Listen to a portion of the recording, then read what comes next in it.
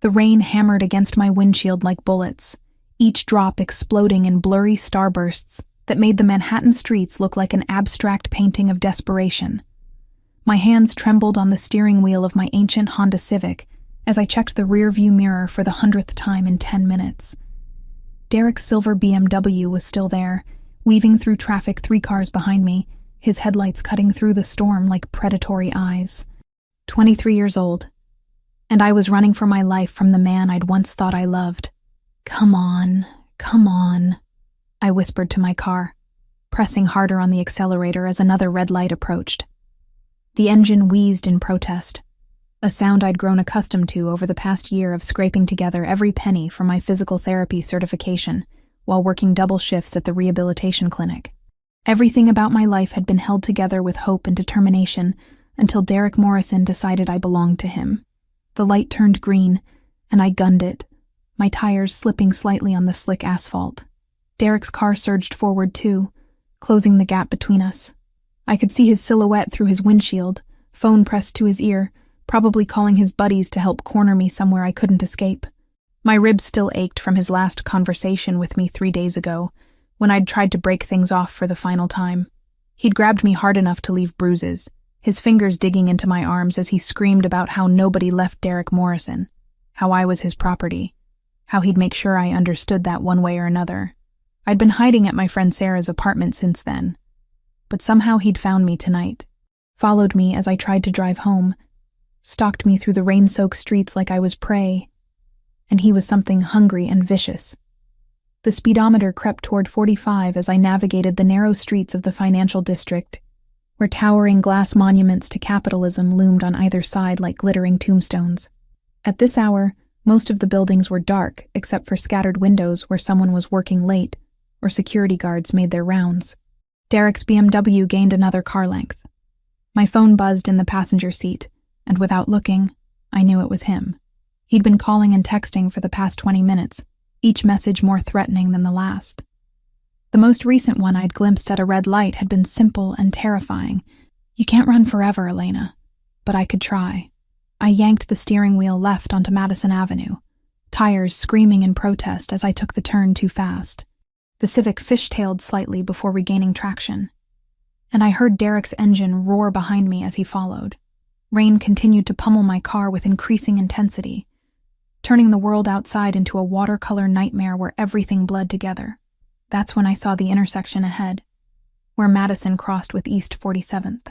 The traffic light was cycling through its colors, and I had maybe 30 seconds before it went red again. If I could make it through, and Derek got stuck behind the light, maybe I could lose him in the maze of side streets beyond. I pressed the accelerator to the floor. The Honda's engine protested with a sound like a dying animal, but the speedometer needle crept toward 50. The intersection grew larger in my windshield, and I could see the cross-traffic beginning to slow as their light shifted to yellow. Almost there. That's when I noticed the black SUV. It was stopped at the cross street, waiting for the light to change. A massive Escalade that looked like it belonged to someone important. Someone who could afford to drive a vehicle that cost more than I'd make in 2 years. Even through the rain and darkness, I could tell it was immaculate, with tinted windows so dark they reflected the streetlights like black mirrors. The traffic light ahead of me flickered from yellow to red. I should have stopped. Any rational person would have stopped. But Derek's headlights were right behind me, and rational had abandoned me the moment I'd realized he was following me home. I had seconds to decide: stop and face whatever Derek had planned, or run the red light and hope the cross-traffic would give me enough of a head start to disappear. I chose to run. My Civic shot through the intersection just as the cross-traffic light turned green.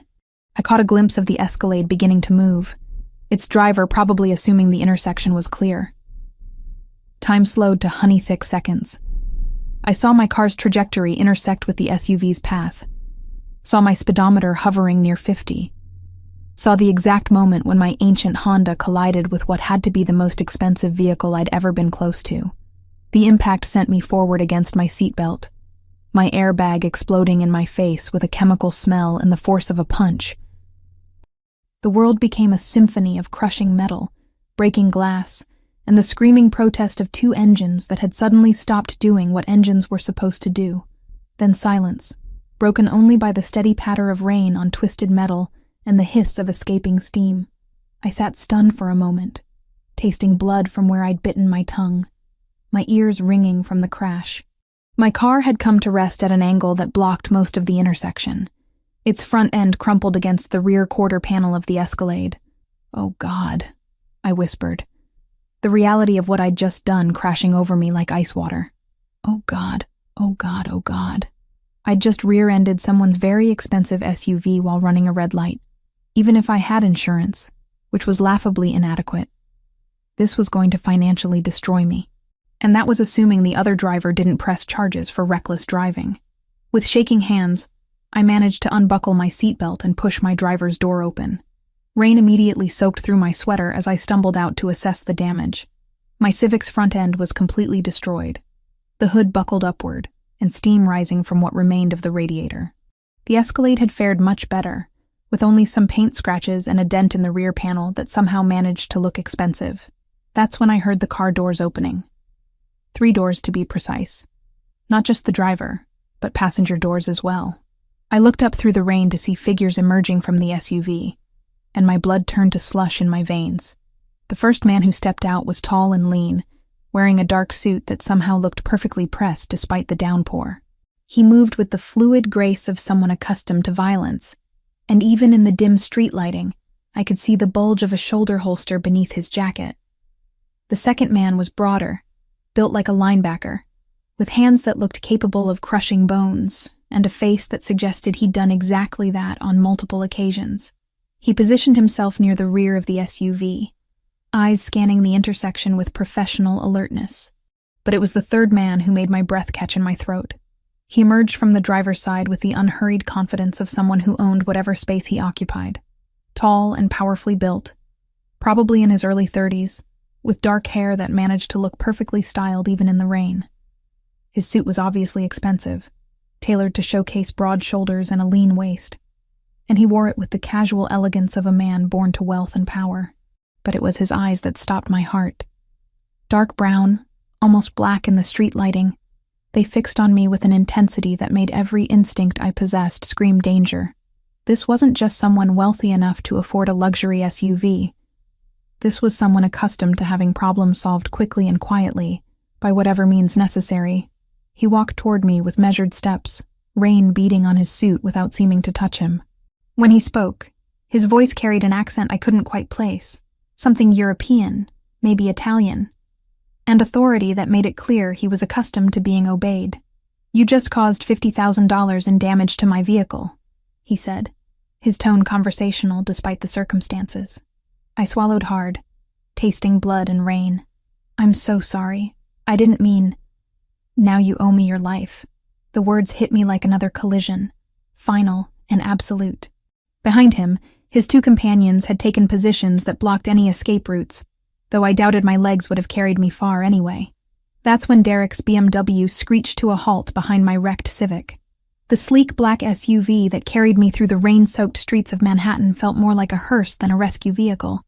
I sat rigid in the back seat, hyper-aware of the 2 silent men flanking me, their expensive suits and concealed weapons making it clear this wasn't a charity ride. The man who had stepped out of the Escalade, the one whose penetrating brown eyes still haunted my thoughts, sat across from me with the casual confidence of someone who owned whatever space he occupied. Dante Moretti. That's what the lean man with the shoulder holster had called him, when they'd bundled me into this vehicle after Derek's mysterious disappearance into the night. Just Dante, spoken with the kind of reverence usually reserved for royalty or religious figures. "Where are you taking me?" I managed to ask, my voice barely audible over the hum of the engine and the steady drumming of rain against bulletproof glass. "Somewhere safe," Dante replied, his accented voice carrying undertones I couldn't quite identify. Italian, definitely, but refined by years of American education and business dealings. "Your friend Derek won't be bothering you anymore." The way he said it sent ice through my veins. Derek's silver BMW had simply vanished from the intersection, along with its driver, as if neither had ever existed. When I'd asked what happened to him, Dante had merely smiled, an expression that contained no warmth whatsoever. "What did you do to him?" "I convinced him to pursue other interests," Dante said, adjusting the cuffs of his pristine white shirt. Even after standing in the rain and dealing with a car accident, he looked like he'd stepped from the pages of a luxury magazine. Derek Morrison has been operating under the mistaken impression that he could conduct business in my territory without consequences. Tonight provided an excellent opportunity to correct that misunderstanding. I stared at him, trying to process the casual way he discussed what sounded suspiciously like a threat. Or worse. Your territory? Manhattan below 59th Street. The docks in Brooklyn. Several establishments in Queens. Dante's dark eyes met mine with unnerving intensity. You've been living and working in areas under my family's protection for over a year, Elena Harper. My blood turned to slush. He knew my name. My full name. How do you... 23 years old. Graduated from NYU with a degree in physical therapy last spring. He continued as if I hadn't spoken. Currently working at Riverside Rehabilitation Center on East 34th Street while completing your certification requirements. Lives alone in a studio apartment on 47th Street. Pays rent 3 days late every month, but always pays in full. Each detail hit me like a separate blow. You've been watching me? I've been watching Derek Morrison, Dante corrected, pulling out a tablet from a compartment I hadn't noticed. Derek Morrison, who owes money to people connected to my organization. Derek Morrison, who has been using you as collateral for debts he can't pay. The words didn't make sense at first, bouncing around in my brain like pinballs. Collateral? 3 weeks ago, Derek borrowed $50,000 from an associate of mine to cover gambling debts he owed to other, less patient creditors. Dante swiped across the tablet screen, revealing what appeared to be financial records. When he defaulted on the payment schedule, he offered alternative compensation. You. I felt like I was falling through space, the world tilting sideways around me. That's impossible. We broke up. I told him I never wanted to see him again. Yes, I'm aware of your attempts to end the relationship. Dante's voice carried a note of something that might have been sympathy. Derek had no intention of honoring your wishes. He planned to deliver you to my associate tonight, claiming you had agreed to work off his debt through specialized services. The implications crashed over me like ice water. Derek hadn't been chasing me out of jealousy or possessive anger. He'd been hunting me like cargo, planning to hand me over to criminals who would use me to pay his debts. I had no idea, I whispered, my hands shaking in my lap. I believe you. Dante reached into his jacket and withdrew a manila folder, thick with documents and photographs. Elena Harper, daughter of Michael and Sarah Harper, both deceased. No siblings, no close family. Worked her way through college while caring for her grandmother until the woman's death 2 years ago. Clean record, no criminal associations, no debts beyond standard student loans. He knew everything about me, more than Derek had ever bothered to learn during our 6-month relationship. The SUV turned onto a tree-lined avenue in what I recognized as Long Island's most exclusive area. Mansion after mansion rolled past the windows, each one representing more wealth than I'd see in a lifetime of physical therapy work. Where are we going? I asked again. My home. Dante closed the folder with a decisive snap. Derek Morrison's arrangement with my associate has been terminated, but that leaves us with a problem. What kind of problem? The kind that gets you killed if we handle it incorrectly. The SUV slowed as we approached a set of imposing iron gates set into a stone wall that seemed to stretch for blocks. Victor Kozlov doesn't believe in coincidences, Elena. When he discovers that Derek's collateral happened to crash into my vehicle on the same night Derek disappeared, he's going to assume you're working for me. Victor Kozlov. The name meant nothing to me, but Dante pronounced it like a curse word. Who is Victor Kozlov? The head of the Russian organization that's been trying to expand into my territory for the past 2 years.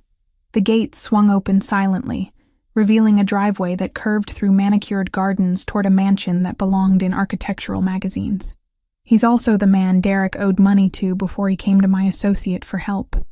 I watched the enormous house grow larger as we approached, my brain struggling to keep up with the layers of criminal politics I'd apparently stumbled into.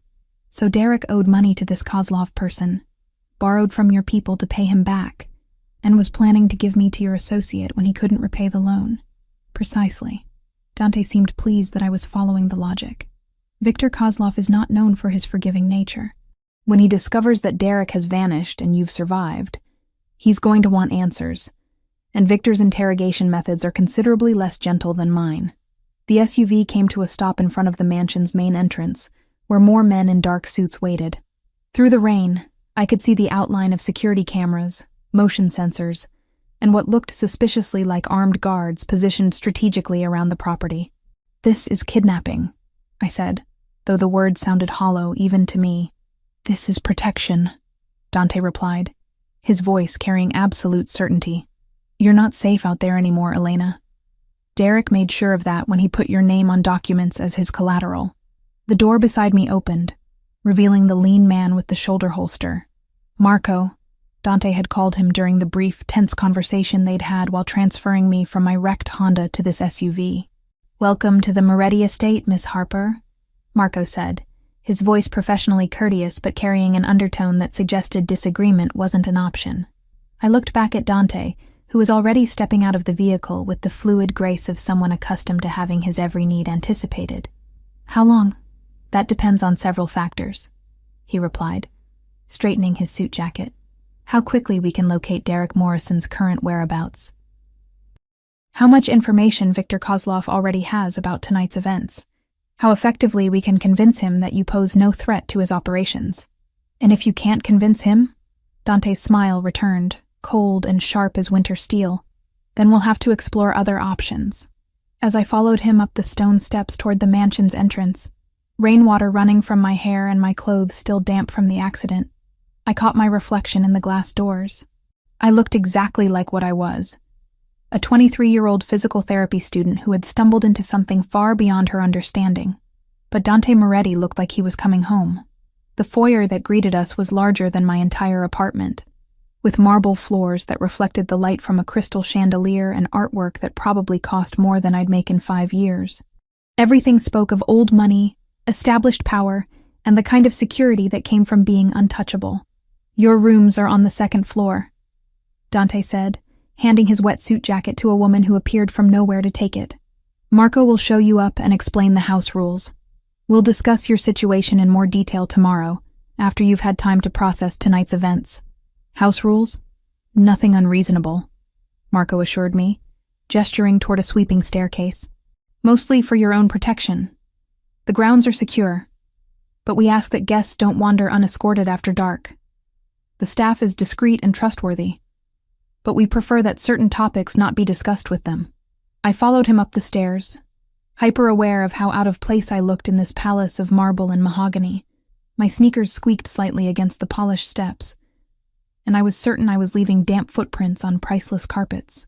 "Miss Harper," Dante's voice stopped me at the top of the stairs. I turned to find him looking up at me with those intense brown eyes, his expression unreadable. "You're not a prisoner here. You're a guest under my protection, but understand that protection comes with certain obligations." "What kind of obligations?" "Complete honesty about your relationship with Derek Morrison, full cooperation with our security measures, and absolute discretion about what you see and hear while you're here." His voice carried the weight of law, as if these weren't requests, but commandments. "Can I count on your compliance?" I thought about Derek's plan to sell me to criminals, about Victor Kozlov and his reportedly harsh interrogation methods, about the wreckage of my Honda Civic sitting in that intersection, along with my old life. "Yes," I said quietly. "You can count on it." "Excellent." Dante's smile this time held a trace of genuine warmth.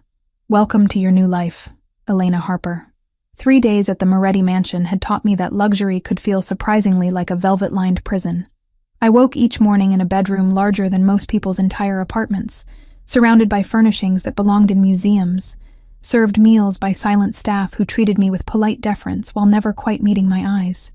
"This is ridiculous," I said to my reflection in the bathroom mirror, which was framed in what appeared to be genuine gold leaf. My red hair looked strange against the backdrop of imported Italian marble and fixtures that probably cost more than my yearly salary. I'm not his possession, but the evidence suggested otherwise. Designer clothes had appeared in the walk-in closet, all in my exact size, all in styles I would have chosen if I'd had unlimited money.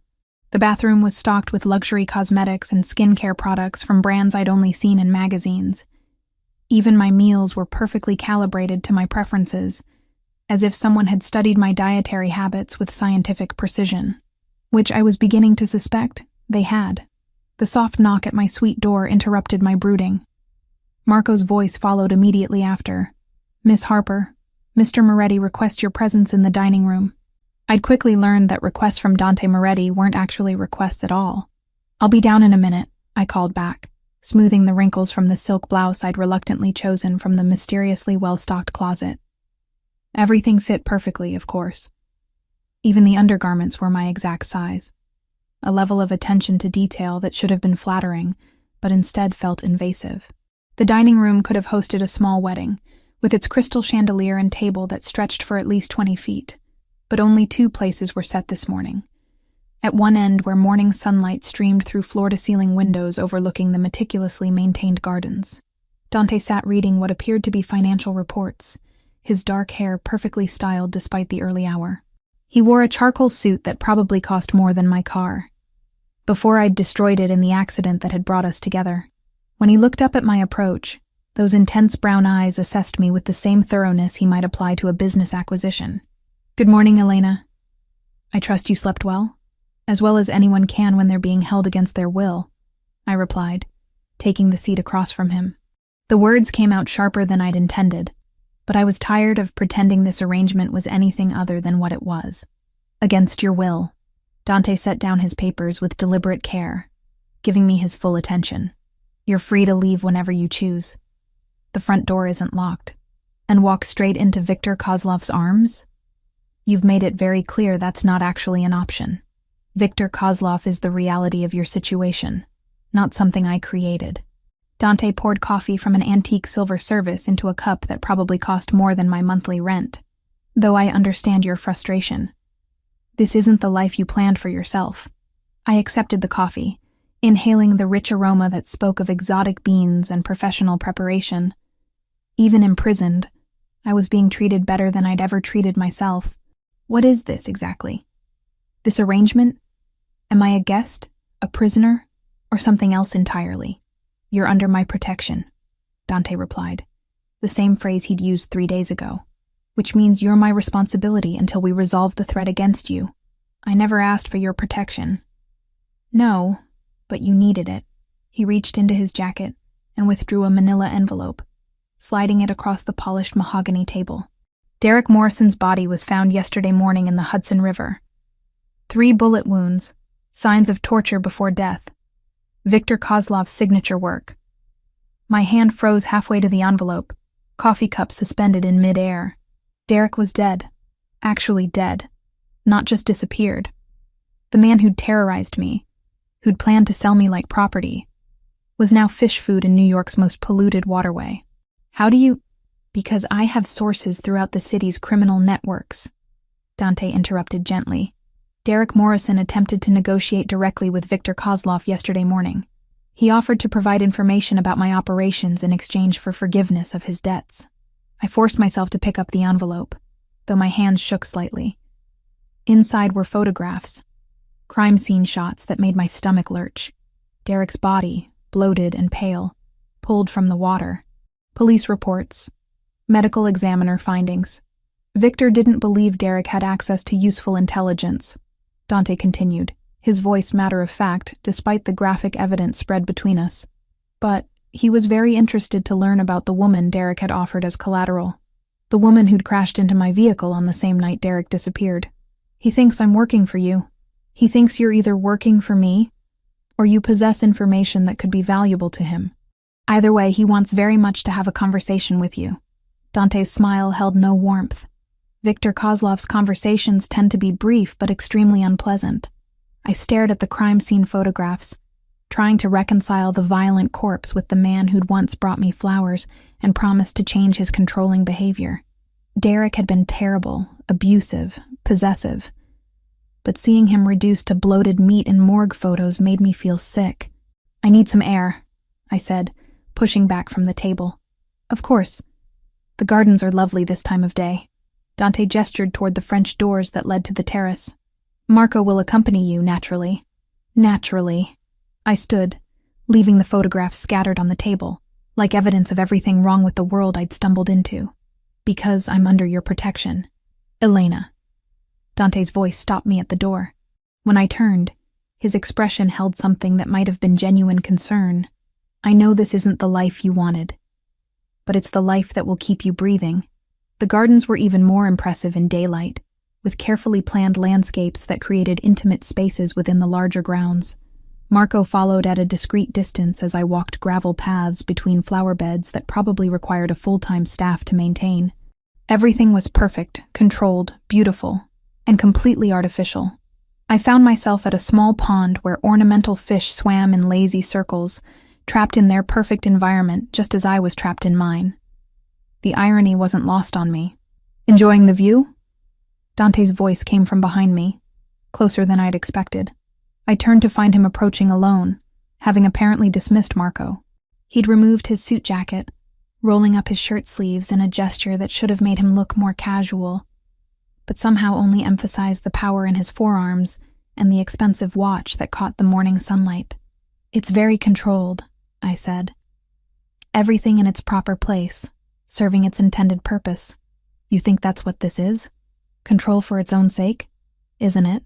I faced him directly, tired of the careful politeness that had defined our interactions. You've researched every detail of my life, dressed me like a doll, fed me like a pet, and surrounded me with enough luxury to make me grateful for my captivity. It's very sophisticated, but it's still control. Something flickered in Dante's eyes. Surprise, perhaps, or approval. You're not what I expected. What did you expect? Most people in your situation would be either terrified into compliance or trying to seduce me for advantage. He stepped closer, close enough that I could smell his cologne and see the faint scar along his jawline. You're doing neither. Maybe I'm just not most people. No, he agreed softly. You're definitely not. The moment stretched between us, charged with an attraction I didn't want to acknowledge. Dante Moretti was everything I should fear. Powerful, dangerous, controlling. But standing here in his perfect garden, I couldn't ignore the way my pulse quickened when he looked at me like I was something rare and valuable. Tell me something, I said, breaking the tension before I did something stupid. The night you found me, when I crashed into your car, you were leaving a meeting, weren't you? Something to do with Viktor Kozlov. Dante's expression shuddered slightly. Yes. What kind of meeting requires bulletproof vehicles and armed escorts? The kind where people discuss territory, business arrangements, and occasionally who lives or dies. His honesty was brutal and refreshing after 3 days of careful euphemisms. I was attempting to negotiate a peaceful resolution to Viktor's expansion into my areas of influence. And how did that go? Poorly. Viktor Kozlov isn't interested in peaceful resolutions. Dante turned away from me, looking out over his controlled paradise. He believes that power should be taken, not negotiated for. Is that what this is about? Power? It's about protecting what's mine. The possessiveness in his voice made me shiver despite the warm morning air. My family, my people, my territory. Viktor Kozlov wants to tear down everything my father and grandfather built, and he doesn't care who gets hurt in the process. Your father and grandfather? The Moretti family has controlled certain aspects of New York's economy for 3 generations, Dante said, as casually as he might discuss the weather. Shipping, construction, waste management, import-export, legitimate businesses with unofficial aspects. And Viktor wants to take that away from you. Viktor wants me dead, and my organization absorbed into his. Dante turned back to face me, his expression deadly serious. The night you crashed into my car, I was returning from our final attempt at negotiation. He'd made it clear that war was inevitable. The weight of that statement settled over me like a lead blanket. I wasn't just caught between 2 men. I was caught between 2 armies preparing for battle. Where does that leave me? Safer here than anywhere else in the city, Dante replied, until we can eliminate the threat Viktor poses. Eliminate the threat, I repeated. You mean kill him? I mean protect what matters to me. Dante's eyes met mine with an intensity that made my breath catch. And you matter to me, Elena. More than you should, considering how we met. The admission hung in the air between us like a bridge I wasn't sure I was ready to cross. Dante Moretti was offering me something. Protection, luxury, possibly even affection.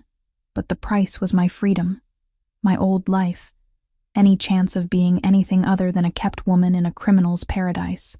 I need to think, I said finally. Of course. Dante stepped back, giving me space but not breaking eye contact. Take all the time you need. But remember, out there, you're Elena Harper, physical therapy student with no protection and no resources. Here, you're under the protection of the Moretti family. That means something in this city.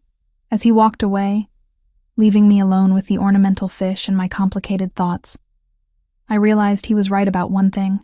I wasn't most people. Most people would have chosen safety over uncertainty, luxury over freedom. But I was beginning to understand that most people had never felt the dangerous pull of Dante Moretti's attention, or the terrifying possibility that being his might be exactly what I'd been searching for without knowing it. The attack came at 3:17 a.m., announced by the sound of breaking glass and the sharp crack of automatic weapons fire echoing through the mansion's marble corridors. I bolted upright in bed, my heart hammering against my ribs as adrenaline flooded my system. The security lights outside my window had activated, bathing the grounds in harsh white light that revealed dark figures moving with military precision between the carefully manicured hedges. This wasn't a robbery. This was war. My bedroom door burst open before I could fully process what was happening. Marco appeared in tactical gear, his face grim as he swept the room with practiced efficiency. Miss Harper, we need to move. Now. What's happening? Kozlov's people found us. Marco was already at the closet, pulling out clothes and throwing them at me. Get dressed. We have maybe 3 minutes before they breach the main house. I scrambled into jeans and a sweater, my fingers shaking as gunfire continued to erupt from multiple directions.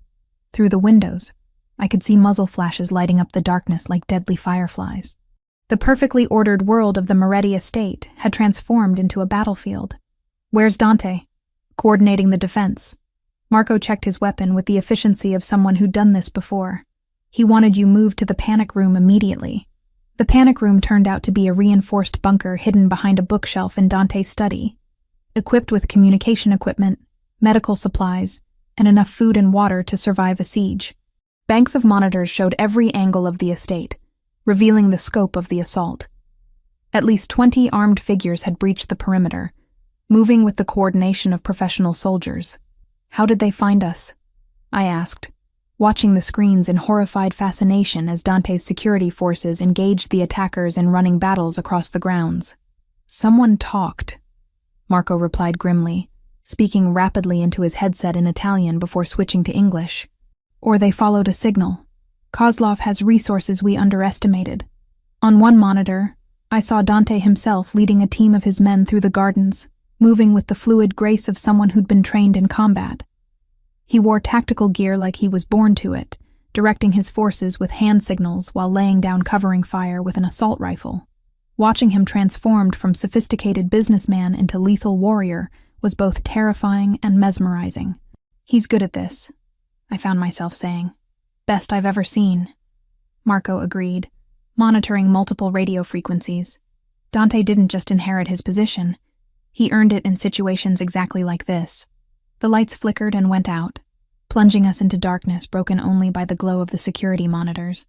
Emergency power kicked in a moment later, but the brief blackout felt like an omen. They're trying to cut power to the main systems, Marco explained, his fingers flying over the communication console. If they take out the generators, we lose surveillance and defensive coordination. On screen, I watched Dante's team fighting their way toward the backup power facility. But Kozlov's people had anticipated this move. The basement corridors swarmed with armed figures, turning the mansion's lower levels into a maze of deadly hide-and-seek. Marco, I said quietly, unable to tear my eyes from the screens. The night Derek died, you said Kozlov tortured him for information. What if Derek told him more than you realized? Marco's expression darkened as he considered this possibility. What do you mean? Derek knew I worked at the rehabilitation center. He knew my schedule, my routines, probably even my emergency contacts. I watched Dante disappear from one monitor only to reappear on another, still fighting his way through the mansion's defenses. What if he told Kozlov about my work? About the techniques I know? What kind of techniques? Physical therapy isn't just about helping people recover.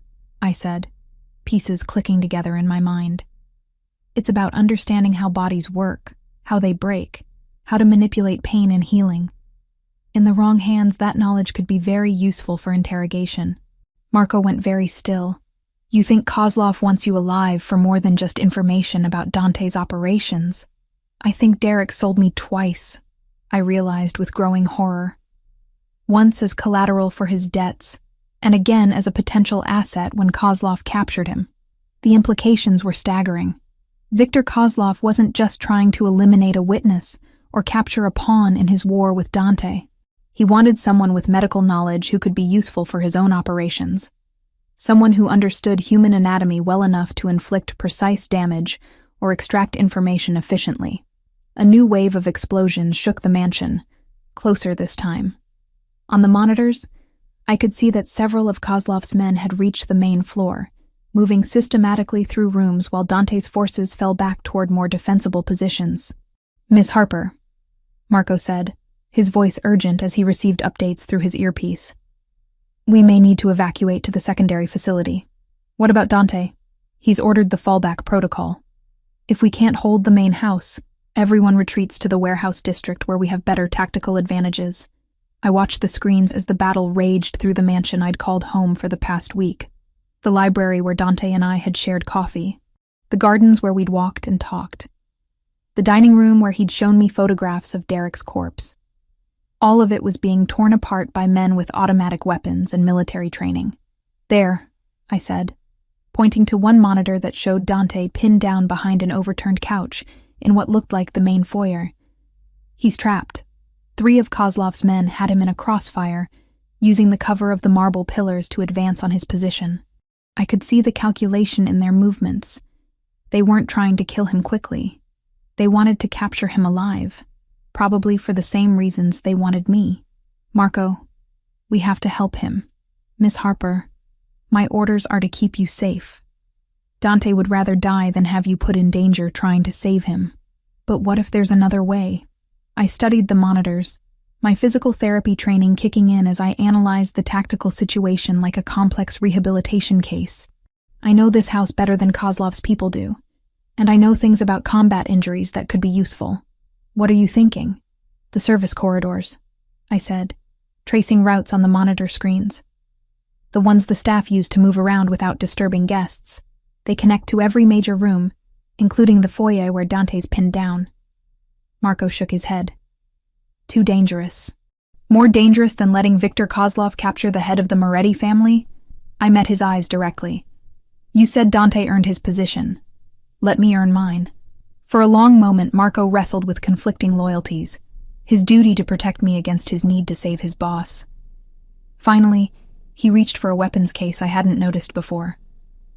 "If we're doing this," he said grimly, "you follow my lead exactly. No heroics, no improvisation. Understood?" "Understood." As Marco armed me with a compact pistol and explained the basics of point-and-shoot combat, I realized I was crossing a line I could never uncross. Elena Harper, physical therapy student, would never have considered charging into a gunfight to save a man she barely knew. But Elena Harper was disappearing, replaced by someone harder, more decisive, more willing to fight for what mattered to her. And Dante Moretti, dangerous, powerful, protective Dante, had somehow become what mattered most. The service corridors were narrow and dark, lit only by emergency lighting that cast everything in hellish red shadows. Marco moved ahead of me with practiced stealth, communicating through hand signals as we navigated the maze of passages that honeycombed the mansion. We could hear the gunfire above us, muffled by marble and hardwood, but still close enough to make my pulse race. Twice we had to freeze as footsteps passed overhead, Kozlov's men searching rooms and calling to each other in what sounded like Russian. "There," Marco whispered as we reached a junction that connected to the main foyer. Through a service grate, we could see Dante's position. He was bleeding from a wound on his left arm, using his good hand to return fire while calculating options that were rapidly running out. "When I give the signal," Marco breathed in my ear, "you provide covering fire toward the pillars on the right. Don't try to hit anything. Just make noise and keep their heads down. I'll circle around and take them from behind." I nodded, gripping the pistol with hands that were steadier than I'd expected. The weight of the weapon felt foreign, but not uncomfortable. Like a tool I'd always been meant to hold. Now? Marco whispered. I kicked out the service grate and opened fire toward the marble pillars, the pistol bucking in my hands as I squeezed the trigger repeatedly. The sound was deafening in the enclosed space, and I could see chips of marble flying as my shots went wide of their targets. But it worked. Kozlov's men dove for cover, their attention divided between Dante's position and this new threat from an unexpected angle. In that moment of confusion, Marco appeared behind them like a ghost, his weapons speaking with deadly precision. When the shooting stopped, 3 bodies lay motionless on the marble floor, and Dante was staring at me with an expression of amazement and something that might have been pride. "Elena," he said, rising from his position behind the couch. "What the hell are you doing here?" "Saving your life," I replied, surprised by how calm my voice sounded despite the adrenaline coursing through my system. Dante crossed the foyer in quick strides, pulling me against his chest with his good arm while Marco secured the area. I could feel his heart racing against mine, smell the scent of gunpowder and expensive cologne, feel the warmth of his breath against my hair. "You could have been killed," he said roughly. "So could you, Elena." The way he said my name carried weight, promise, claim. When he pulled back to look at me, his brown eyes held an intensity that made everything else, the gunfire, the danger, the bodies on the floor, fade into background noise. "You're in danger because of me," he said softly. "I know. This isn't going to get easier. Kozlov won't stop until one of us is dead." I thought about Derek's corpse in the Hudson River, about the men who'd just tried to capture us both, about the choice I was making by standing here in Dante's arms instead of demanding to be taken somewhere safe. "Then don't leave me out of it," I said, meeting his gaze directly. "If I'm going to be in danger anyway, let me be in it with you." Something shifted in Dante's expression, a decision made in the space between one heartbeat and the next. Then his mouth was on mine, claiming me with a kiss that tasted of gunpowder and desperation, and promises neither of us was ready to speak aloud. When we broke apart, both breathing hard, the mansion had fallen silent around us. The battle for the Moretti estate was over, but the war with Viktor Kozlov had only just begun, and I was no longer just collateral damage in that war. I was a willing participant, armed and dangerous and completely, irrevocably committed to the man who held me like I was worth fighting the entire world to protect. The discovery came 3 days after the attack, hidden in Marco's personal effects like a bomb waiting to detonate what remained of my trust. I'd been looking for first aid supplies in his room. He'd been unconscious since taking a bullet during the siege, when I found the encrypted phone tucked inside a hollowed-out book on his nightstand. The messages were in Russian, but the contact name was clear enough. V. Kozlov. My hands shook as I scrolled through months of communications, each exchange selling pieces of our lives to the enemy. Meeting schedules, security protocols, my daily routines, even photographs of me walking through the mansion's gardens, taken from angles that could only have been shot by someone with intimate access to the property. Marco, Dante's most trusted lieutenant, the man who'd stood beside me during the firefight, who'd trained me to use a weapon, who'd risked his life protecting what we both claimed to love. He'd been betraying us from the beginning. "Elena?" Dante's voice from the doorway made me jump, nearly dropping the phone. He stood in the entrance to Marco's room, his left arm still in a sling from the gunshot wound he'd sustained during the attack. The past 3 days had aged him, etching new lines around his eyes and a hardness in his jaw that hadn't been there before. "We need to talk," I said, my voice steadier than I felt. Dante stepped into the room, closing the door behind him with his good hand. "What did you find?" I held up the phone, watching his expression shift from curiosity to dangerous stillness as he processed what I was showing him. "Marco's been feeding information to Kozlov for months, maybe longer." Dante crossed the room in 2 strides, taking the phone from my hands with surgical precision. His eyes scanned the messages, his face becoming a mask of cold fury as he read betrayals documented in black and white. "Son of a bitch," he said quietly, but the words carried the weight of earthquake. "There's more," I said, dreading what came next, but knowing he had to hear it. "Dante, the night I crashed into your car, Marco knew I was going to be there. What are you talking about? I pointed to a message thread dated a week before the accident. Look at the timestamps. Marco told Kozlov about Derek's debt, about his plan to use me as collateral. But there's something else. A message about rerouting your return from the meeting with Kozlov that night. Marco made sure you'd be on Madison Avenue at exactly the right time. Dante went very still, the kind of stillness that preceded violence. You're saying the accident wasn't random. I'm saying Marco orchestrated everything.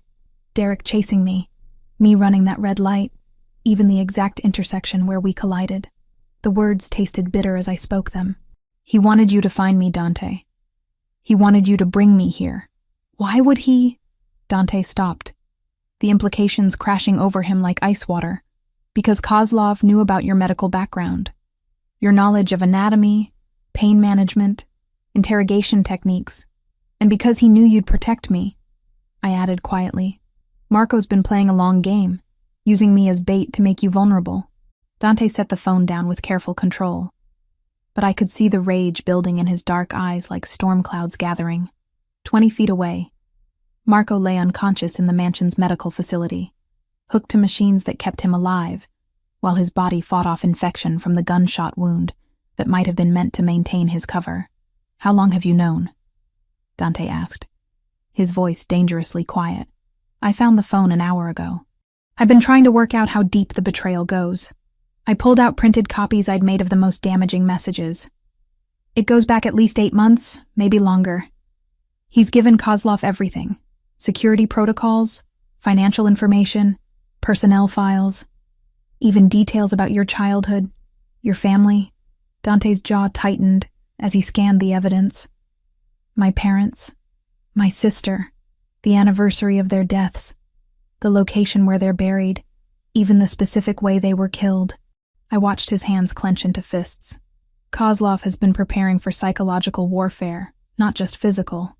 And you? Dante's eyes met mine with an intensity that made my pulse quicken. What did Marco tell him about you? I hesitated, then handed him another set of messages. Everything. My background. My training. My feelings for you. He's been documenting my integration into your life like a case study. Dante read in silence, his expression growing darker with each revelation. Marco had cataloged every conversation, every moment of growing intimacy, every sign that Elena Harper was becoming more than just a protected asset to the head of the Moretti family. He turned our relationship into intelligence, Dante said finally. Worse than that, I replied, showing him the final set of messages. Look at the dates on these last exchanges. Marco was planning to deliver me to Kozlov during the next arranged meeting. When? Tomorrow night. There's a warehouse in Brooklyn where you're supposed to meet with Kozlov's representatives to discuss territorial agreements. Marco was going to drug me and present me as a peace offering. Dante went silent for a long moment, processing betrayals that cut deeper than bullets. His most trusted ally had been systematically dismantling everything he'd built, using the woman he cared about as the ultimate weapon against him. I should have seen it, he said finally. Marco's been with me for 5 years. He saved my life twice, built half our security protocols, trained our people. That's what made him so valuable to Kozlov, I pointed out, and so dangerous to us. Dante looked toward the medical facility where Marco still fought for his life, machines beeping steadily in the distance. Part of me wants to walk in there and put a bullet in his head while he sleeps. But you won't. No, Dante agreed. Because I need him alive long enough to find out what other surprises he's planted in our organization. And because... He paused, searching for words. Because you've taught me that not every problem should be solved with violence. The admission surprised us both. 3 weeks ago, Dante Moretti would have executed a traitor without hesitation. Now, he was considering alternatives, looking for solutions that didn't involve more blood on his hands. What are you thinking? I asked. I'm thinking Marco gave us an opportunity along with his betrayal. Dante's expression shifted from fury to calculation, the strategic mind that had built an empire reasserting itself. Kozlov expects to receive you tomorrow night. What if we give him what he wants, but not the way he expects? You want to use me as bait. I want to use Marco's betrayal against Kozlov, Dante corrected. But only if you're willing. This would be dangerous, Elena. More dangerous than anything we've done so far. I thought about the encrypted phone, about months of documented intimacies sold to our enemy, about the man unconscious in the medical facility who'd smiled at me while planning my abduction. The woman who'd crashed into Dante's car 3 weeks ago would have been horrified by what I was considering. But that woman was gone, replaced by someone harder, more decisive, and absolutely furious at being betrayed by someone I'd begun to trust. "What do you need me to do?" Dante's smile was sharp as winter steel. "Help me turn Marco's trap into Kozlov's funeral." As we began planning our counterattack, I realized I'd crossed another line in my transformation from innocent bystander to active participant in Dante's war. Marco's betrayal hadn't just exposed our vulnerabilities. It had stripped away the last of my illusions about the life I'd chosen. I wasn't just under Dante Moretti's protection anymore. I was his partner in everything, including revenge against the people who'd tried to use our love as a weapon against us both. Tomorrow night, Viktor Kozlov would learn that some traps work both ways, and that the woman he'd tried so hard to capture was far more dangerous than he could possibly imagine. The warehouse in Brooklyn stood like a monument to forgotten industry, its broken windows reflecting the harbor lights in jagged fragments. I sat in the passenger seat of Dante's Maserati, watching the rain streak down the windshield while my heart hammered against my ribs. In 12 hours, this place would host a meeting that would either end the war with Viktor Kozlov or get us both killed. "You don't have to do this," Dante said for the 5th time since we'd left the mansion. His hands gripped the steering wheel with white-knuckled intensity, and I could see the conflict warring in his brown eyes. "We can find another way." "There is no other way," I replied, adjusting the concealed microphone taped against my collarbone. "Marco's betrayal gave us one chance to turn this around. If we don't take it, Kozlov will keep coming until one of us is dead." Dante parked in the shadow of a shipping container, away from the security cameras that would record tomorrow's meeting. Through the rain, I could see other vehicles positioned around the warehouse. Dante's men taking positions for what we all hoped would be Viktor Kozlov's final mistake. "The moment you signal distress, we abort," Dante said, turning to face me in the dim interior. "I don't care if Kozlov has a gun to your head or promises to end the war. You signal, and I come in shooting. And if everything goes according to plan, then tomorrow night, Viktor Kozlov learns that the Moretti family doesn't negotiate with people who threaten what's ours." Dante's voice carried the cold certainty of someone who'd built an empire on the foundation of keeping his word. "But Elena, if something goes wrong," I silenced him by pressing my lips to his, tasting rain and determination, and the fear he was trying so hard to hide.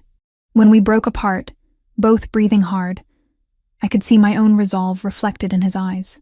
"Nothing's going wrong," I said. "Marco gave us everything we need to know about Kozlov's operation, his security protocols, his personnel, even his psychological profile. We're not walking into a trap. We're building one."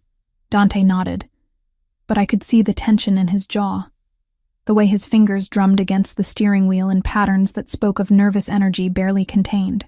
"Tell me again what happens if he suspects you're working with me." "He won't," I said with more confidence than I felt. According to Marco's files, Kozlov expects his prisoners to show fear, defiance, or attempts at seduction. I'm going to give him something else entirely, which is useful information he can verify, delivered by someone too terrified to lie. I adjusted the hidden recording device one more time. Kozlov thinks he's getting a frightened physical therapy student who was in the wrong place at the wrong time. By the time he realizes what I actually am, it'll be too late. The plan was elegant in its simplicity. Marco's encrypted phone contained detailed intelligence about Kozlov's operation. Locations, personnel, financial structures, everything we needed to cripple his organization. But that intelligence was useless unless we could get close enough to verify it and identify targets for elimination. My role was to play the terrified victim while secretly documenting everything I saw and heard. The recording equipment would capture conversations, locations, and personnel details that Dante's forces could use to coordinate simultaneous strikes against Kozlov's entire network. "And your brother?" Dante asked quietly. The question hit like ice water. 3 hours ago, we'd received confirmation that James Harper, the brother I'd mourned for 5 years, was not only alive, but serving as one of Kozlov's most trusted lieutenants. The revelation had nearly broken something fundamental inside me, but it also provided the final piece of our plan. "James is the reason this will work," I said, though the words tasted bitter. "Kozlov will want to use our reunion as psychological leverage. He'll bring James to the meeting to demonstrate his power over me. And when you see him, I'll do what needs to be done." I met Dante's gaze directly. James made his choice when he faked his death and joined Kozlov. Now I'm making mine. The truth was more complicated than I wanted to admit. Part of me still remembered the brother who'd taught me to ride a bike, who'd protected me from bullies, who'd promised to always be there when our parents died. But that James Harper had died in the car accident 5 years ago. The man working for Viktor Kozlov was someone else entirely. Someone who'd used my grief as cover for his new criminal career. "I need you to promise me something," Dante said, his voice rough with emotion. "What?" "Promise me that no matter what happens tomorrow night, you'll remember that you chose this life. You chose us." His hand found mine in the darkness of the car, fingers intertwining with desperate intensity. "Because after tomorrow, there's no going back, Elena. You'll be as deep in this world as I am." I thought about the woman who'd crashed into his car 3 weeks ago. Elena Harper, physical therapy student, living paycheck to paycheck and dreaming of a quiet, normal life. That woman felt like a stranger now. Someone I'd once known but could barely remember. "I'm already there," I said quietly. "The moment I chose to fight beside you instead of hiding behind you, I crossed that line. Tomorrow night isn't about becoming something new. It's about finishing what we started." Dante brought our joined hands to his lips, pressing a gentle kiss to my knuckles. "What we started," he repeated. I like the sound of that. "Even though it means I'll know all your secrets? Every detail of how the Moretti family operates? Especially because of that." Dante's smile held warmth and possessiveness in equal measure. "A queen needs to understand the kingdom she's going to rule." The word hung between us like a promise and a question. Queen. Not just a protected asset or a cherished lover, but an equal partner in everything Dante had built, and everything we would build together. "Is that what I am?" I asked. "Your queen? You're whatever you want to be," Dante replied. "But if you're asking what I want you to be," he paused, searching for words. "I want you to be the person who stands beside me when the world tries to tear us apart. I want you to be the voice that reminds me there's more to power than fear. I want you to be the reason I build something worth protecting instead of just something worth fighting for." I stared at him in the dim light. This dangerous man who'd somehow become the center of my world.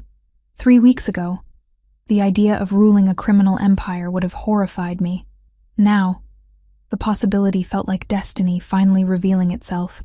"Ask me again after tomorrow night," I said finally, "when we've eliminated Kozlov and secured our future. Ask me then if I want to be your queen." Dante's laugh was soft and full of dark promise. "Oh, I will. And when I do, I already know what your answer will be." As we drove back toward the mansion through the rain-soaked streets of Brooklyn, I realized he was right. The woman who'd fled from Derek Morrison's abuse had evolved into someone who would walk willingly into Viktor Kozlov's trap. The frightened crash victim had become a predator capable of using her own brother as bait. Tomorrow night would test everything we'd built together. Our trust, our strategy, our love, and our willingness to do whatever it took to protect what mattered most. But I wasn't afraid anymore. Fear was for people who had something to lose. Elena Harper had lost everything the night she crashed into Dante Moretti's SUV. What emerged from that wreckage was someone stronger, more dangerous, and absolutely committed to building an empire worth ruling alongside the man who'd shown her what it meant to choose power over safety. Tomorrow, Viktor Kozlov would learn the difference between a victim and a queen. By the time he understood his mistake, it would be far too late to correct it. The Brooklyn warehouse felt like a cathedral of shadows when I walked through its rusted doors, my footsteps echoing in the vast emptiness above.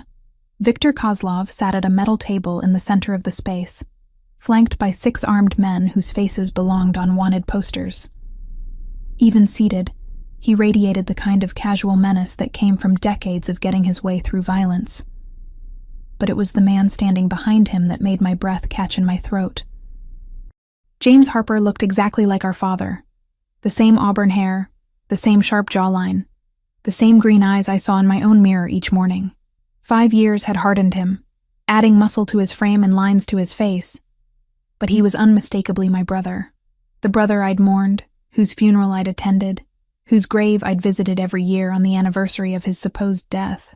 "Hello, sister," James said, his voice carrying an accent I didn't recognize. Russian, maybe, or something Eastern European.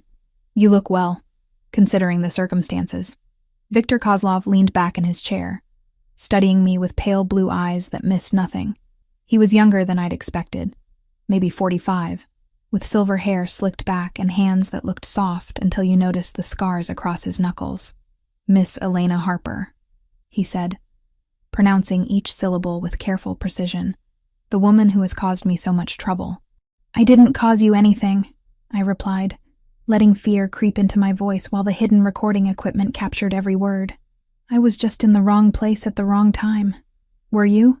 Kozlov gestured for me to sit in the chair across from him, positioned perfectly to catch every angle from the cameras I knew Dante had placed throughout the warehouse. "Or were you exactly where Dante Moretti wanted you to be?" I sat down carefully, letting my hands shake as I placed them on the metal table. "I don't know what you mean." "Your brother has told me fascinating things about your childhood, Elena. About how you always were too curious for your own good, always inserting yourself into situations that didn't concern you." Kozlov's smile held no warmth. "It seems some things never change."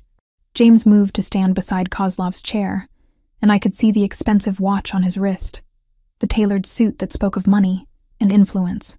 My dead brother had done very well for himself in the criminal underworld. "Tell me about your relationship with Dante Moretti," Kozlov continued conversationally. "He's protecting me," I said, which was true enough. "After Derek died, Mr. Moretti said I wasn't safe because of what I'd overheard." "And what did you overhear?" I recounted the conversation about weapons shipments and warehouse locations. Information that Marco had confirmed was already known to Kozlov's organization. As I spoke, I could see one of Kozlov's men taking notes, probably cross-referencing my story against intelligence they'd already gathered. "Interesting," Kozlov said when I finished. "And during your time at the Moretti estate, what did you observe?" This was the crucial moment. I began describing the mansion's layout, security protocols, and personnel details, all carefully selected information that would appear valuable while actually being useless. The real security measures were different from what I described. The personnel assignments had been changed, and the defensive positions I detailed were decoys Dante had established specifically for this meeting. "You pay very close attention to details," James observed, "almost like you were trained to gather intelligence." "I was trained as a physical therapist," I shot back, letting irritation override fear for a moment. "We're taught to observe and document everything. It's part of the job." "Yes," Kozlov said thoughtfully. "Your medical training. That's actually why you're here, Elena." He stood up, walking around the table with predatory grace. "You see, I've been looking for someone with your specific skills. Someone who understands human anatomy, pain management, recovery techniques. Someone who could be very useful in my operations." "I help people heal," I said, genuine revulsion creeping into my voice.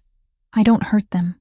"Oh, but healing and hurting are just different applications of the same knowledge," Kozlov replied, his hand coming to rest on my shoulder with deceptive gentleness. "And I think you'd be surprised what you're capable of when properly motivated." That's when the lights went out. Emergency lighting kicked in a moment later, casting everything in hellish red shadows, but by then Dante's assault team was already moving. I dove under the metal table as gunfire erupted from multiple directions, the warehouse becoming an echo chamber of violence and shouting. Kozlov's men were professionals, but they'd been expecting a negotiation, not a coordinated military strike. Dante's forces moved with surgical precision, each team hitting predetermined targets, while communications equipment jammed Kozlov's ability to call for reinforcements. Through the chaos, I saw James diving for cover behind a shipping container, his hand reaching for a weapon that had been hidden beneath his jacket. The brother I'd mourned was reaching for a gun, preparing to kill the people trying to save me. "Elena, move." Dante's voice cut through the gunfire as he appeared at the warehouse entrance, leading his second wave of attackers. I scrambled from under the table, staying low as bullets whined overhead. James had found his weapon and was returning fire, his aim disturbingly accurate as he forced Dante's men to take cover. "Behind you!" I screamed as one of Kozlov's men flanked Dante's position. Dante spun and fired in the same motion, dropping the attacker before turning his attention back to the main battle. But Kozlov himself had disappeared in the confusion, using the firefight as cover to slip away toward the warehouse's rear exit. I couldn't let him escape. Too much depended on ending this tonight. Without conscious thought, I ran toward the back of the warehouse, ducking between shipping containers and following the sound of Kozlov's retreating footsteps. The man who'd planned to torture information out of me, who'd killed Derek and God knew how many others, was 20 feet away from freedom. "Victor!" I called out, letting desperation color my voice. "Don't leave me here." He turned, pale eyes reflecting the emergency lighting like a predator caught in headlights. "Elena? What are you doing?" "They'll kill me if they find me here," I said, walking closer with trembling steps. "Please, I can be useful to you. I can tell you things about Moretti's organization that your other sources don't know." Kozlov hesitated, greed warring with suspicion in his expression. That moment of indecision cost him everything. The knife I'd taken from James's jacket, lifted during our brief reunion embrace, slid between his ribs with the precision my medical training had taught me. I found the gap between the third and fourth ribs, angled upward toward his heart, and pushed until the blade found vital organs. "This is for Derek," I whispered as Kozlov's eyes widened with shock and understanding. "And for trying to use me as your personal torture expert." Viktor Kozlov, head of the Russian organization that had terrorized half the East Coast, died with my name on his lips and surprise in his eyes. The man who'd built an empire on fear and violence was killed by a 23-year-old physical therapy student who'd learned anatomy to heal people. The irony would have been funny if there'd been time to appreciate it. "Elena," James's voice came from behind me, filled with disbelief. "What have you done?" I turned to face my brother, the knife still in my hand, Kozlov's blood staining my clothes. "I chose a side," I said simply. "He was going to make us both rich," James said, raising his weapon with shaking hands. "We could have ruled this city together." "No," I replied, stepping over Kozlov's body. "You chose to rule through fear and violence. I chose to build something worth protecting." The gunshot echoed through the warehouse. But it wasn't James who fired. Dante appeared from behind a shipping container, his weapon still smoking, my brother crumpling to the ground with a bullet through his heart. "He was going to kill you," Dante said simply, holstering his gun and crossing to where I stood over Kozlov's corpse. I looked down at my brother's body, feeling nothing but a strange kind of relief. The James Harper who'd taught me to ride a bike had died 5 years ago in that car accident. The man lying on the warehouse floor was just someone wearing his face. "It's over," I said, dropping the blood-stained knife and walking into Dante's arms. "Yes," he agreed, holding me against his chest while sirens wailed in the distance. "It's over." Around us, the warehouse had fallen silent, except for the crackling of flames, where a stray bullet had ignited some old paperwork. Kozlov's organization would crumble without its leader, his lieutenants turning on each other in the power vacuum his death would create. The war was over. And Elena Harper, the woman who'd crashed into Dante Moretti's car and accidentally started this whole chain of events, had ended it with a precisely placed blade between the ribs of New York's most dangerous criminal. I wasn't the same person who'd fled from Derek Morrison's abuse. I was someone harder, more decisive, and capable of killing when necessary to protect what mattered most. I was exactly who I needed to be to stand beside Dante Moretti as his equal partner in everything that came next. 8 months after Viktor Kozlov's death, I stood on the balcony of our penthouse overlooking Central Park, watching the morning sun paint Manhattan's skyline in shades of gold and amber. My hand rested protectively over the gentle curve of my belly, where our twins were growing strong and healthy, due to arrive in the spring. Elena Moretti. The name still felt new on my tongue, like expensive wine that takes time to fully appreciate. But everything about my life felt new now. The way I moved through the world, the respect in people's eyes when they recognized me, the absolute certainty that I belonged exactly where I was. "The board meeting is in an hour," Dante said from the doorway, carrying 2 cups of coffee, and wearing the kind of smile that still made my pulse quicken. Even in his business suit, preparing for a day of managing legitimate enterprises, He radiated the dangerous magnetism that had first captured my attention in that rain-soaked intersection. "Which board?" I asked, accepting the cup he offered. We had so many now. The medical foundation I'd established using Kozlov's seized assets. The construction company that provided jobs for former soldiers transitioning to civilian life. The import-export business that had become surprisingly profitable once we'd eliminated its criminal components. The hospital expansion project. Your project. Dante settled beside me at the railing, his free hand coming to rest over mine on my stomach. Dr. Elena Moretti, founding director of the Moretti Medical Center. It has a nice ring to it. The medical center had been my idea, born from the realization that my skills could heal more than just gunshot wounds and broken bones. We were building a state-of-the-art facility in Queens, designed to serve the communities that traditional healthcare often overlooked. It would be staffed by medical professionals who understood discretion, funded by profits from our legitimate businesses, and managed by someone who'd learned that sometimes healing required more than just clinical expertise. "Any word from the federal task force?" I asked, though I already knew the answer from the contentment in Dante's expression. Agent Morrison signed off on the final reports yesterday. The FBI is officially satisfied that the Kozlov organization has been completely dismantled, with no remaining threats to public safety. Dante's smile held satisfaction, and something that might have been pride. They're particularly impressed with the intelligence you provided about the medical supply theft rings. The irony wasn't lost on me. The same federal agents who'd spent years trying to infiltrate Dante's organization had ended up working with us to eliminate a genuine threat to public safety. My detailed knowledge of Kozlov's operations, combined with Dante's strategic expertise, had led to the arrest of over 40 criminals involved in everything from human trafficking to pharmaceutical theft. And the construction permits for the Brooklyn project? Approved yesterday. Will break ground next month on the first of 12 affordable housing complexes. Dante's thumb traced gentle circles on my hand. By the time our children are old enough to understand, the Moretti name will be associated with hospitals, schools, and homes. Not just the old business. The old business. We still called it that, though most of the Moretti family's traditional activities had been either legitimized or eliminated over the past 8 months. The protection services had become a licensed security company. The import operations had gone completely legal.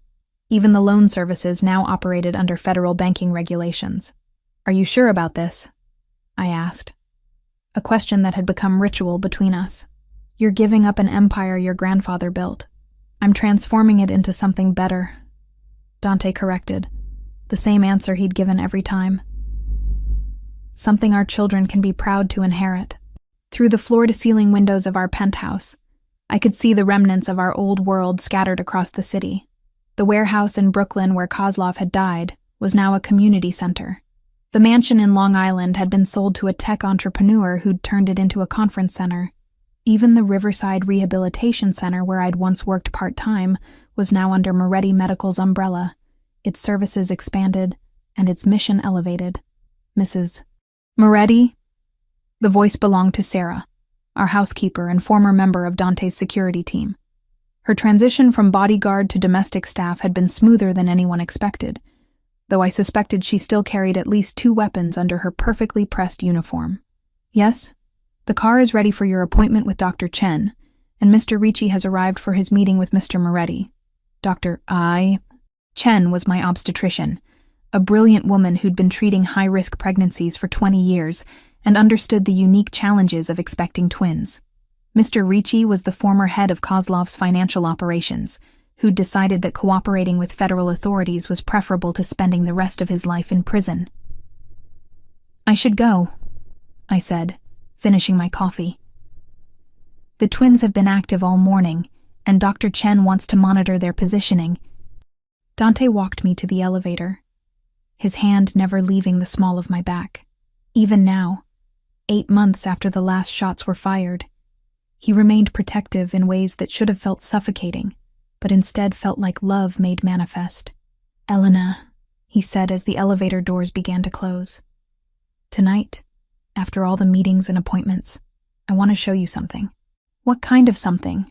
"The kind that requires champagne and candlelight, and a question I should have asked months ago."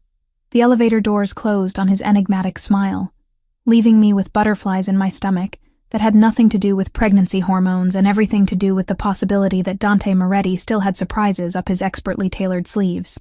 Dr. Chen's appointment confirmed what we'd suspected. The twins were healthy, growing perfectly, and positioned for a relatively uncomplicated delivery in 12 weeks. Baby A was slightly larger, probably going to be our little overachiever. Baby B was perfectly positioned, but seemed content to let their sibling take the lead. Just like their parents, I murmured, studying the ultrasound images that showed two perfect profiles in black and white. By the time I returned to the penthouse, Manhattan was transitioning from afternoon to evening, the sky painted in shades of orange and pink that made our windows look like stained glass. Dante was waiting in our living room, but he'd changed from his business suit into dark slacks and a white shirt that made his brown eyes look almost black. "Close your eyes," he said, taking my hands with the same gentle reverence he'd shown from our first day together. "Dante, trust me." I closed my eyes, letting him guide me through our home toward what I assumed was the balcony. But instead of outside air, I felt the warmth of candles and smelled roses. Dozens of them, if the fragrance was any indication. "Open," Dante said softly. Our dining room had been transformed into something from a fairy tale. Hundreds of white candles cast dancing shadows on the walls, while red roses covered every surface in cascades of silk and velvet. A small table was set for two in the center of it all, with champagne chilling beside sparkling cider for the pregnant woman who couldn't drink alcohol, but still deserved celebration. "Dante, this is 8 months ago. You crashed into my life and changed everything," he said, pulling out my chair with old-world gallantry. "You took a spoiled crime prince and turned him into a man worthy of building something beautiful." I sat down, overwhelmed by the romance of the gesture and the love shining in his eyes. "You did that yourself. I just gave you a reason." "No," Dante said, moving to stand beside my chair. "You gave me everything." That's when he dropped to one knee, producing a ring box from his pocket with the flourish of a magician performing his greatest trick. The diamond inside caught the candlelight and threw it back in rainbow fragments, but it was the expression on Dante's face that took my breath away. "Elena Harper Moretti, mother of my children, partner in all things, queen of everything we've built together," he said, his voice rough with emotion. "Will you marry me?" I stared at him through tears of joy and love and overwhelming gratitude for the strange chain of events that had brought us to this moment. "We're already married," I pointed out, laughing through my tears. "We had the ceremony 6 months ago. We had a business arrangement," Dante corrected, sliding the ring onto my finger above my wedding band. "Two people making strategic decisions about their future. This time, I'm asking Elena Moretti, the woman who chose to stay, who chose to fight, who chose to build something beautiful from the wreckage of everything we used to be." "Yes," I said, pulling him up for a kiss that tasted like champagne and promises, and the absolute certainty that we had built something worth protecting. "Yes to all of it." As Dante spun me around our candle-lit dining room, I caught my reflection in the windows that overlooked our city. The woman looking back at me bore little resemblance to the frightened physical therapy student who'd crashed her Honda Civic into a stranger's SUV on a rainy night in Manhattan. Elena Moretti was someone stronger, more dangerous, and absolutely committed to the empire she'd helped transform from criminal enterprise into legitimate dynasty. She was someone who could kill when necessary to protect her family, who could heal when mercy was the better choice, and who ruled beside Dante Moretti as his equal in every way that mattered. Our children would inherit hospitals and schools instead of territories and tribute. They would grow up knowing that their parents had chosen love over fear, construction over destruction, and each other over everything else the world had offered. The transformation was complete, irreversible, and absolutely perfect. And it had all started with a car accident on a rainy night, when a woman fleeing her past collided with a man who would become her future.